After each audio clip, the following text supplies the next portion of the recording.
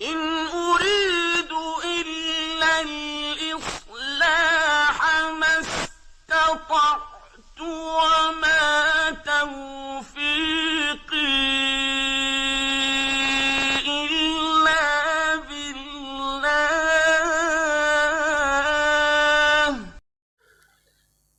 اسی پر حکمت کتاب میں سے سورۃ الانعام کی آیہ مبارکہ 151 کا کچھ حصہ با ترجمہ تلاوت کیا ہے، اور گزشتہ کئی ایک خطبات جمعۃ المبارک سے اس آیہ مبارکہ کی شرح اور تفسیر ہم سماعت فرما رہے ہیں۔ انسان کو اللہ تعالیٰ نے بہت سی نعمتوں سے نوازا ہے، اور اللہ تعالیٰ نے اپنی ان نعمتوں کا تذکرہ یوں کیا ہے، وَإِن تَعُدُّوا نِعْمَةَ اللَّهِ لَا تُحْصُوهَا، کہ حضرت انسان میری بہت سی نعمتیں ہیں، شمار کرنے پہ آئے تو تو میری نعمتیں گن نہیں سکتا ہے۔ نعمتوں کا ذکر کرتے ہوئے اللہ تعالیٰ نے فرمایا، أَلَمْ نَجْعَلْ لَهُ عَيْنَيْنِ وَلِسَانًا وَشَفَتَيْنِ وَهَدَيْنَاهُ النَّجْدَيْنِ۔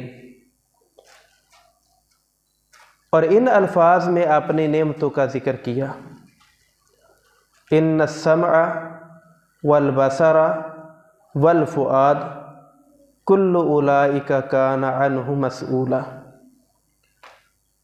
گویا کہ اللہ تعالیٰ نے قرآن مجید میں اپنی نعمتوں کا ذکر کرتے ہوئے انسان کو اس بات کی طرف یاد دہانی کروائی ہے کہ میری نعمتیں بہت زیادہ ہیں، میرے ذکر سے، میرے شکر سے غافل مت ہونا۔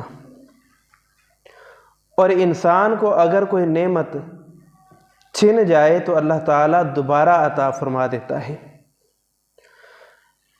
انسان کو اللہ نے دولت دی ہے، گاڑیاں اور بنگلے موجود ہیں، کسی وجہ سے وہ زوال کا شکار ہوا، اللہ تعالیٰ دوبارہ سے رحمت نازل فرما کر اسے ان نعمتوں سے مالا مال کرنے والا ہے۔ لیکن والدین والی نعمت، ماں باپ والی نعمت، وہ ایسی نعمت ہے جو انسان کو دوبارہ نہیں ملتی ہے۔ ایک ہی باپ ہے اور ایک ہی ماں ہے، یہ اس دنیا میں موجود ہیں تو یہ بہت بڑی نعمت ہے۔ والدین اپنی اولاد کے لیے اپنا سکھ، اپنا چین، اپنا سب کچھ داؤ پہ لگا دیتے ہیں، اور والدین اپنی اولاد کے لیے تنہائیوں میں، اندھیروں میں، رات کی تاریکی میں مصلی پہ آ کر اللہ سے دعائیں مانگتے ہیں۔ جن کے پاس یہ نعمت موجود ہے اللہ تعالیٰ نے انہیں عظیم نعمت سے نوازا ہے، اور جن کے پاس اس نعمت میں سے ایک یا دونوں موجود نہیں ہیں، ان کے لیے دل سے دعا کرنے والا دروازہ ہمیشہ کے لیے بند ہو چکا ہے۔ والدین سے بڑھ کر اپنی اولاد کے لیے خلوص دل سے کوئی دعا نہیں کر سکتا ہے۔ قرآن مجید میں اللہ تعالیٰ نے والدین کا ذکر کیا، فرمایا وَقَضَىٰ رَبُّكَ أَلَّا تَعْبُدُوا إِلَّا إِيَّاهُ وَبِالْوَالِدَيْنِ إِحْسَانًا إِمَّا يَبْلُغَنَّ عِندَكَ الْكِبَرَ أَحَدُهُمَا أَوْ كِلَاهُمَا فَلَا تَقُل لَّهُمَا أُفٍّ وَلَا تَنْهَرْهُمَا وَقُل لَّهُمَا قَوْلًا كَرِيمًا وَاخْفِضْ لَهُمَا جَنَاحَ الذُّلِّ مِنَ الرَّحْمَةِ وَقُل رَّبِّ ارْحَمْهُمَا كَمَا رَبَّيَانِي صَغِيرًا۔ اور والدہ کا ذکر اللہ تعالیٰ نے خاص کیا ہے، والدہ کا ذکر اللہ نے خاص کیا ہے۔ اللہ فرماتے ہیں وَوَصَّيْنَا الْإِنسَانَ بِوَالِدَيْهِ إِحْسَانًا، ہم نے وصیت کی ہے انسان کو کہ تو اپنے والدین کے ساتھ حسن سلوک سے پیش آ، احسانہ، اپنے ماں باپ کے ساتھ نیکی کر، اپنے ماں باپ کے ساتھ بھلائی کر۔ حملتہ امہ، والدین کے ساتھ تو نے اچھا سلوک کرنا ہے، بالخصوص اپنی والدہ سے اچھا سلوک کر۔ حملتہ امہ وہنا علی وہن، اے انسان تیری والدہ نے تکلیفیں، مشقتیں، پریشانیاں، بیماریاں، اذیتیں، کمزوریاں برداشت کر کے تجھے 9 ماہ پالے رکھا، اپنے پیٹ میں اٹھائے رکھا۔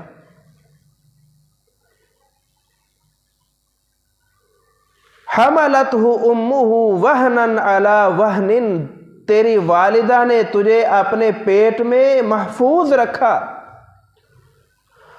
ووضعت، صرف تجھے محفوظ ہی نہیں رکھا بلکہ تیری والدہ نے تجھے جنم بھی دیا ہے۔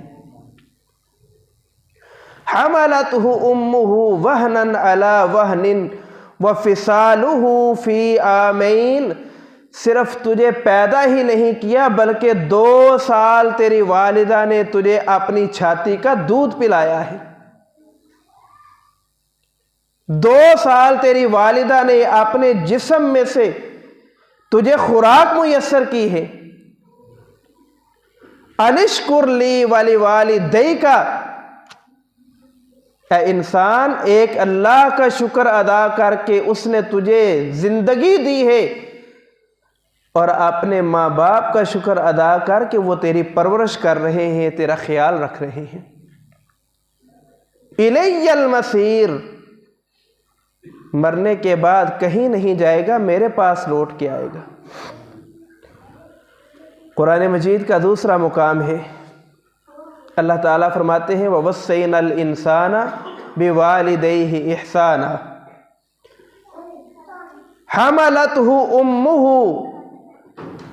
کرہا ووضعتہ کرہا،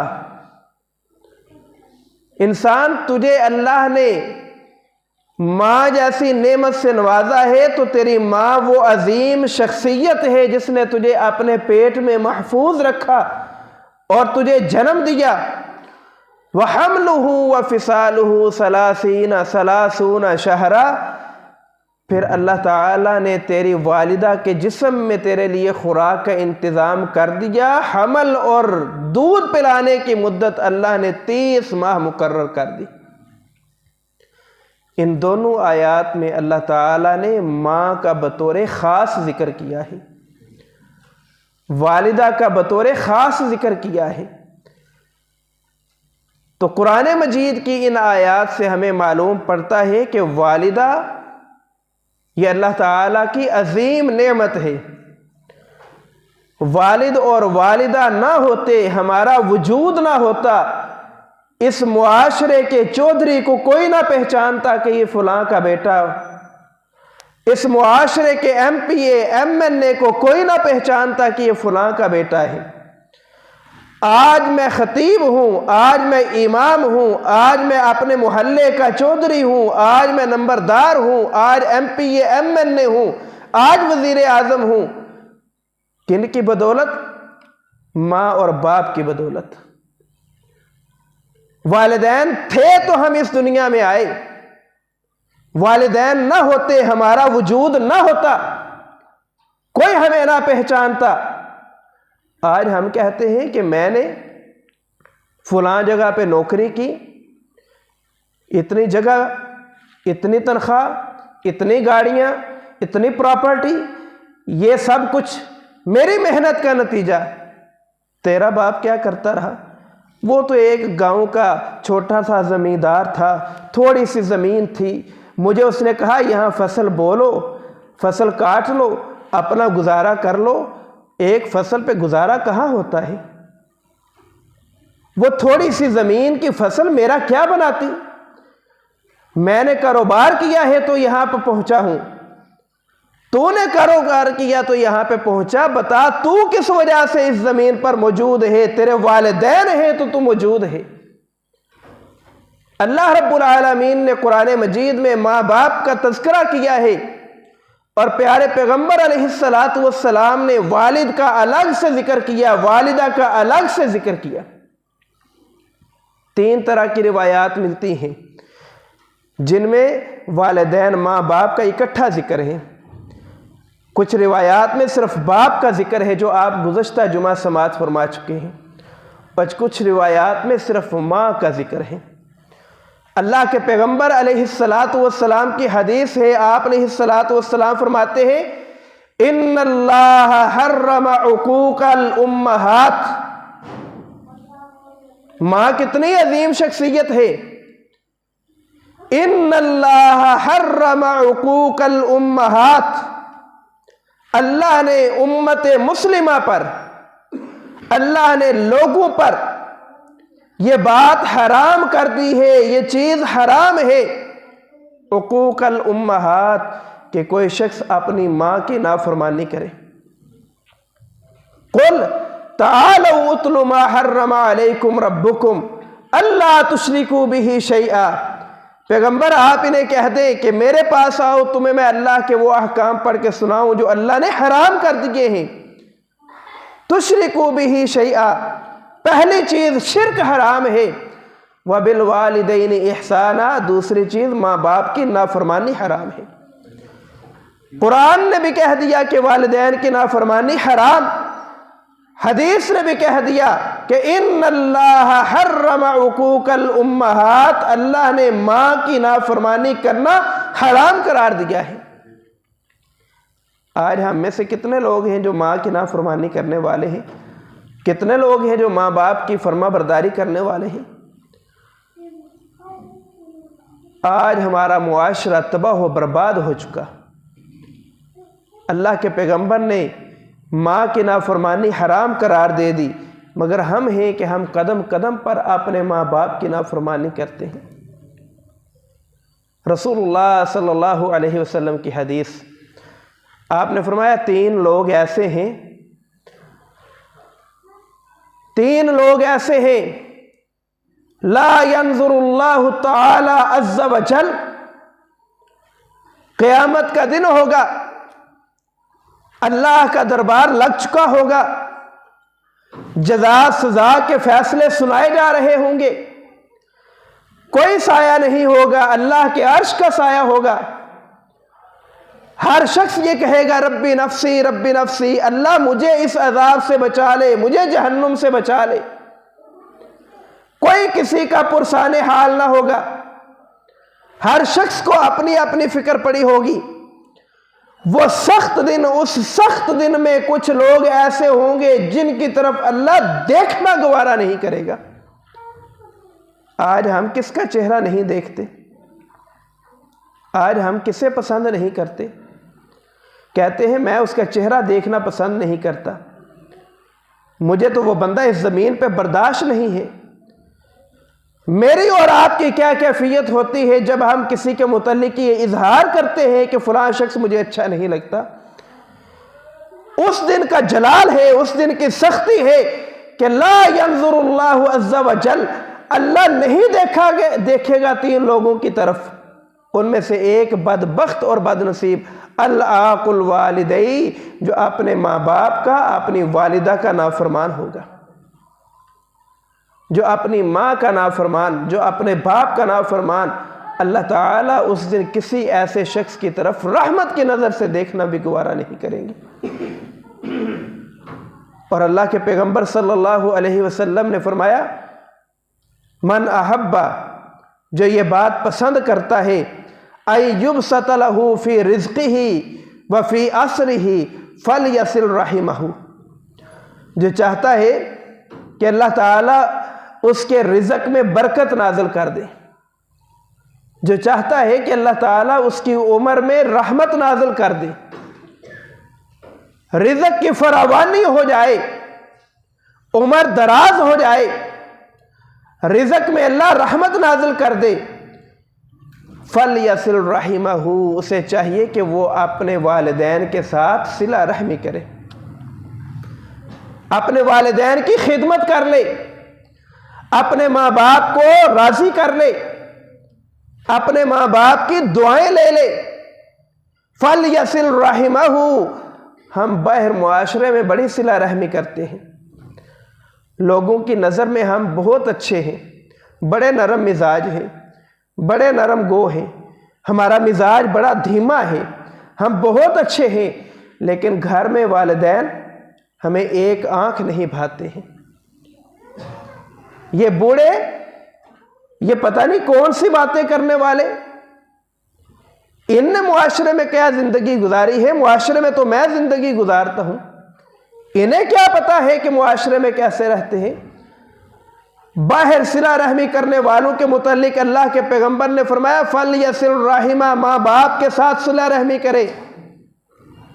اور ایک حدیث ہے، اللہ کے نبی صلی اللہ علیہ وسلم نے فرمایا جب اللہ نے صلہ رحمی کو پیدا کیا نا، تو اس وقت صلہ رحمی نے اللہ تعالیٰ سے کچھ باتیں کہیں، تو اللہ تعالیٰ نے جو جواب دیا اس کا خلاصہ یہ ہے، رسول اللہ صلی اللہ علیہ وسلم فرماتے ہیں ان واصلہ واصلی کا، صلہ رحمی تیری شان و عظمت بڑی ہے، جو تجھے ملائے گا، جو صلہ رحمی کرے گا، جو لوگوں سے اچھے تعلق رکھے گا، واصلہ کی میں اسے بھی ملا کے رکھوں گا، میں ان پہ بھی اپنی رحمتیں اور برکتیں نازل کروں گا۔ وَإِنْ قَطَعَ، جو شخص صلہ رحمی نہیں کرے گا، قطع تعلق کرے گا، رشتہ داری جوڑے گا نہیں، توڑ دے گا، قطعتک، میں اسے بھی توڑ دوں گا۔ آج ہمارے گھر کیوں ٹوٹے ہوئے ہیں، کیوں ہم جھگڑے میں پڑے ہوئے ہیں، کیوں معاشرے کا امن تباہ و برباد ہے؟ کہیں یہ سبب تو نہیں ہے کہ ہم اپنے ماں باپ کے نافرمان ہیں؟ باہر تو بڑی صلہ رحمی کرتے ہیں، کہیں ماں باپ کے ساتھ صلہ رحمی والا معاملہ تو نہیں؟ اللہ کے پیغمبر علیہ السلام نے فرمایا رزق میں برکت چاہتے ہو نا تو پھر ماں باپ کے ساتھ صلہ رحمی کرو، اپنے ماں باپ پہ خرچ کرو۔ اور گزشتہ جمعہ بھی آپ قرآن مجید کی آیت سن چکے ہیں کہ یسألونک ماذا ینفقون، لوگ سوال کرتے ہیں اللہ کے رسول اپنا پیسہ کہاں خرچ کریں؟ تو اللہ نے فرمایا پیسہ خرچ کرنا ہے نا تو خیر، سب سے بہترین خرچے کی مصرف کی جگہ للوالدین، تمہارے ماں باپ ہیں، اپنے ماں باپ پہ خرچ کرو، یہ سب سے بہترین مال ہے، اپنے ماں باپ پہ خرچ کرو، اس کا اجر و ثواب زیادہ ملے گا۔ فَلْيَصِلْ رَحِمَهُ، اپنے ماں باپ کے ساتھ صلہ رحمی کرو، اللہ تعالیٰ تمہارے اوپر رحمتوں کے دروازے کھول دے گا۔ أَن يُبْسَطَ لَهُ فِي رِزْقِهِ، اللہ رزق کی فراوانی بھی عطا کر دے گا، اور اللہ عمر میں برکت بھی نازل فرما دے گا۔ اللہ کے پیغمبر صلی اللہ علیہ وسلم نے والدہ کی بڑی شان و عظمت بیان کی۔ آپ علیہ السلام نے فرمایا فَإِنَّ الْجَنَّةَ تَحْتَ رِجْلَيْهَا، اے میرے صحابی جنت تلاش کرتا ہے کہاں ہے؟ تحت رجلیہا، جنت تو تیرے ماں کے قدموں کے تلے ہے۔ ایک شخص آیا، اللہ کے رسول علیہ السلام گناہگار ہوں، گناہوں کی معافی چاہتا ہوں، طریقہ بتا دے، کوئی عمل بتا دے کہ جو عمل کروں اللہ میرے گناہ معاف کر دے۔ اللہ کے نبی صلی اللہ علیہ وسلم نے فرمایا اے صحابی جا جا کے اپنی ماں کی خدمت کر، اللہ تیرے گناہ معاف کر دے گا۔ اس نے کہا اللہ کے رسول میری والدہ تو فوت ہو چکی ہے۔ آپ نے فرمایا تیری خالہ زندہ ہے؟ جی اللہ کے رسول فرمایا جاؤ جا کے خالہ کی خدمت کرو، اللہ تعالیٰ خالہ کی خدمت کی وجہ سے تیرے گناہ معاف کر دے گا۔ جب خالہ کی یہ شان ہے کہ اس کی خدمت کرنے سے گناہ معاف ہو جاتے ہیں، اللہ رب العالمین نے ماں کا کیا مرتبہ اور مقام بنایا ہوگا۔ رسول اللہ صلی اللہ علیہ وسلم سفر پہ ہیں، آپ ابوا جگہ سے گزر رہے ہیں، اللہ کے پیغمبر علیہ السلام کو اپنی والدہ کی یاد آ گئی۔ اللہ کے نبی علیہ السلام کے ساتھ صحابہ موجود ہیں۔ راوی بیان کرتے ہیں، کہتے ہیں کہ اللہ کے پیغمبر علیہ السلام ہمیں ساتھ لے کر اپنی والدہ کی قبر پر گئے، فبکا، رسول اللہ کی آنکھوں سے آنسو بہہ پڑے، नबीउर रहमा है, अल्लाह के रसूल का दिल बड़ा नर्म है, अल्लाह के पैगम्बर अलैहिस्सलातु वस्सलाम उम्मत के लिए शफीक है, रहीम है। अल्लाह के रसूल अपनी वालिदा की कब्र पे गए तो आपकी वो शफकत जोश में आ गई। माँ की कब्र सामने है। फ़अरादन नबी सल्लल्लाहु अलैहि वसल्लम ज़ादन नबी सल्लल्लाहु अलैहि वसल्लम क़ब्र उम्मिही, अल्लाह के रसूल अपनी वालिदा की कब्र पर गए। फ़बका, अल्लाह के रसूल की आंखों से आंसू बह पड़े। फ़अस्हाबुहु, जो अल्लाह के नबी के सहाबा थे, मिन हौलिही, आपके साथ, फ़अबका, वो भी रोना शुरू हो गए। रसूलुल्लाह अपनी माँ की कब्र पर गए हैं। कभी हम भी अपनी वालिदा की कब्र पर जाते हैं? हम जाते हैं तो जनाजा पढ़ने जाते हैं, जनाजा पढ़ा, जनाजगाह से वापस आ गए। वहाँ पे मौलवियों ने काम ख़त्म कर दिया। यहाँ मैयत के गिर्द खड़े होके घेरा डाल के दुआ मांग लो, कब्रिस्तान में जाने की ज़रूरत नहीं। सुन्नत छोड़ी, बिदअत के पीछे लगे, गुमराह हो गए। अल्लाह के नबी सल्लल्लाहु अलैहि वसल्लम ने कब्रिस्तान जाकर अपनी वालिदा की कब्र पे खड़े होके रोना शुरू कर दिया, और जो आपके सहाबा थे उनकी आंखों से भी आंसू बह पड़े। इस्तअज़नतुहु, अल्लाह के नबी सल्लल्लाहु अलैहि वसल्लम कहते हैं, मैंने अल्लाह ताला से इजाज़त मांगी कि अल्लाह मुझे अपनी वालिदा की कब्र की ज़ियारत करने की इजाज़त दे दे। अल्लाह के नबी अल्लाह से इजाज़त मांग रहे हैं कि मुझे मेरी माँ की कब्र की ज़ियारत की इजाज़त दे दी जाए। फ़उज़िन ली, अल्लाह ने मुझे इजाज़त दे दी है। ऐ मेरे सहाबा, फ़ज़ूरुल क़ुबूर, कब्रिस्तान जाया करो, कब्रों की ज़ियारत किया करो। इसका यूँ मानी करें कि अल्लाह के नबी अपनी वालिदा की कब्र पे खड़े हैं और उम्मत को कह रहे हैं, ऐ उम्मत मुहम्मदिया, अपने वालिदैन की कब्र पे जाकर दुआ किया करो, अपनी वालिदा की कब्र पे जाके दुआ मांगा करो, अपने वालिद की कब्र पे जाके दुआ मांगा करो। क्यों? जब तुम कब्रिस्तान जाओगे तो तुम्हें मौत याद आ जाएगी, तुम अपने वालिदैन के लिए दिल से दुआ मांगोगे। अल्लाह के नबी सल्लल्लाहु अलैहि वसल्लम ने उम्मत को माँ की शान बताई है। जुरैज वली है ना, अल्लाह का वली है, नमाज़ें पढ़ता है। वालिदा आई, जुरैज नमाज में मसरूफ़ है, चली गई, फिर आई, फिर नमाज में मसरूफ़ है, चली गई, फिर आई, कहा बेटा मेरी बात सुन, नमाज में मसरूफ़ है।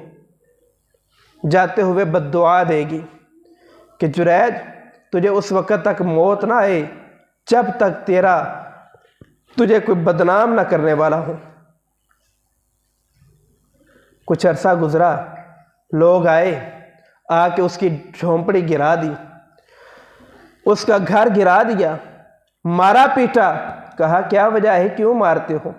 कहा एक औरत के साथ बदकारी की है, उसके यहाँ बच्चा पैदा हुआ है, वो कहती है कि ये जुरैज का है।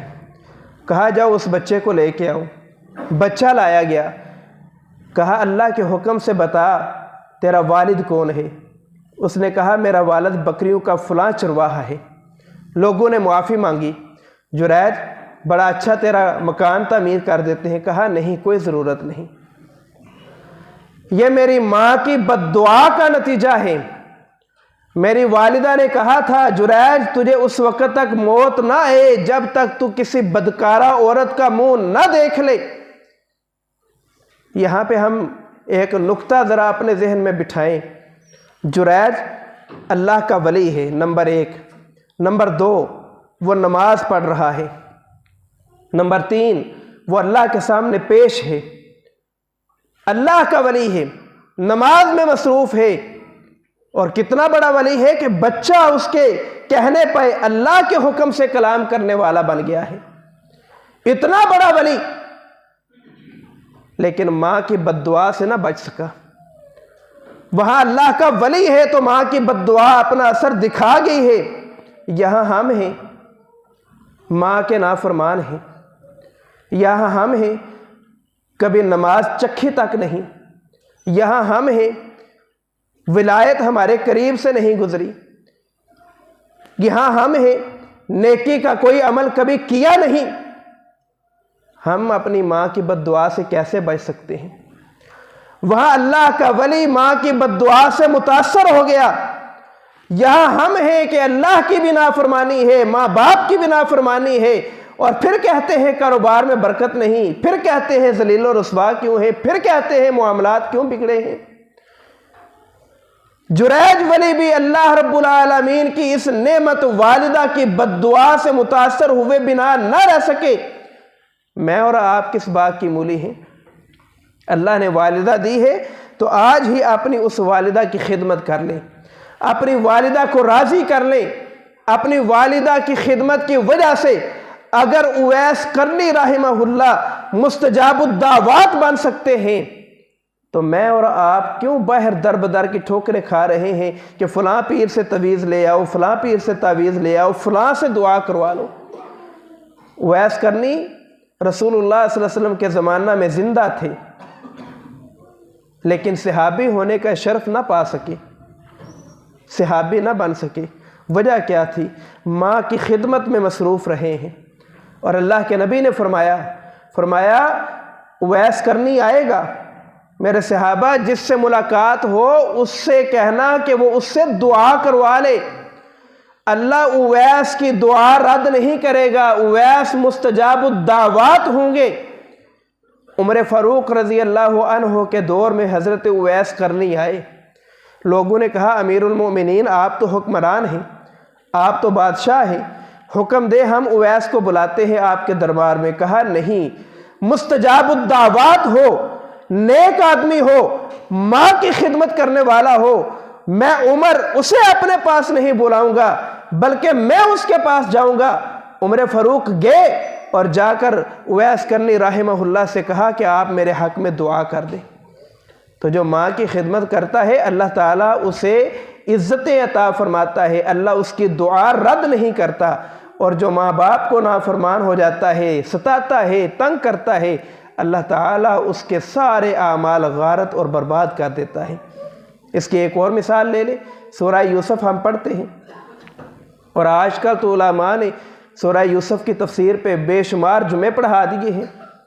سورہ یوسف کا ایک نقطہ یہ ہے کہ یوسف چھوٹے سے بچے ہیں، باپ سے لیا، کنویں میں پھینکا، بکتے بکاتے مصر کے بادشاہ بن گئے۔ کون یوسف؟ جس نے کہا یا اباتی انی رأیت احد عشر کوکبا والشمس والقمر رأیتهم لی ساجدین یا بنی لا تقصص رؤیاک علی اخوتک فیکیدوا لک کیدا۔ چھوٹا بچہ ہے، اپنے باپ سے خواب بیان کر رہا ہے، اور بھائیوں نے کنویں میں پھینک دیا، اور کیا کہا کہ اسے بھیڑیا کھا گیا، حکمران بن گئے۔ باپ کا فرما بردار ہے تو حکمران بن گیا ہے، یہاں باپ کے نافرمان ہیں۔ حالت کیا ہے؟ پنجابی میں کہتے ہیں بورے اٹھائے ہوئے ہیں، اور حاکم مصر کے پاس پہنچ گئے ہیں، اور کہتے ہیں اے مصر کے بادشاہ قحط پڑ گیا ہے، ذلیل و رسوا ہو گئے ہیں، کھانے پینے کے لیے کچھ نہیں رہا۔ وہ باپ کا فرما بردار مصر کا حکمران بنا بیٹھا ہے، یہ باپ کو ستانے والے آج کاسے ہاتھ میں پکڑے بھیک مانگنے جا رہے ہیں کہ ہمارے پاس کچھ نہیں رہا، ہم بھوکے مر رہے ہیں۔ یوسف علیہ السلام نے انہیں مال دیا، اور پوری تفصیل موجود ہے۔ کیا نقطہ یہاں سے بھی ملا کہ جو باپ کا فرما بردار ہوتا ہے اللہ عزتیں عطا کر دیتا ہے، اور جو باپ کا نافرمان ہوتا ہے بیٹے زیادہ ہی کیوں نہ ہوں اللہ ذلیل و رسوا کر دیتا ہے، بھوک مسلط کر دیتا ہے۔ تو آئے اپنے والدین کی خدمت کرنے کے لیے اپنا عزم دوبارہ سے زندہ کریں۔ ماں باپ زندہ ہے تو خدمت کر لیں، معافی مانگ لیں، راضی کر لیں، فوت ہو چکے ہیں بخشش اور مغفرت کی دعا کر لیں۔ اللہ سے دعا ہے اللہ عمل کی توفیق عطا فرمائے۔ وآخر دعوانا ان الحمد للہ رب العالمین۔